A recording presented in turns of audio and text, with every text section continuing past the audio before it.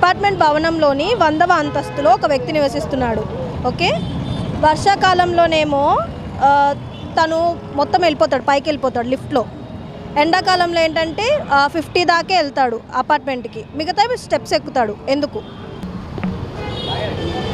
లిఫ్ట్లో గాలాడట్లేదేమో. లిఫ్ట్లో గాలాడట్లేదు, లిఫ్ట్లో ఫ్యాన్ ఉంటుందిగా. ఉంటుంది,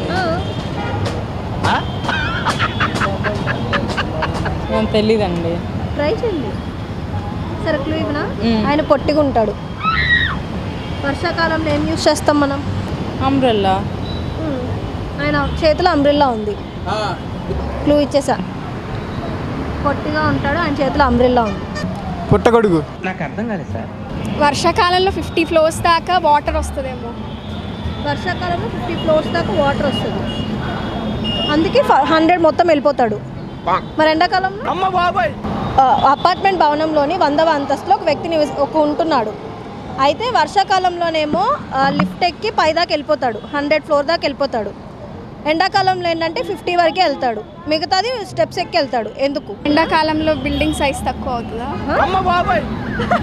ఎండాకాలం బిల్డింగ్ సైజ్ తక్కువ ఏంటి? ప్యారిస్ ప్యారిస్ లాగా.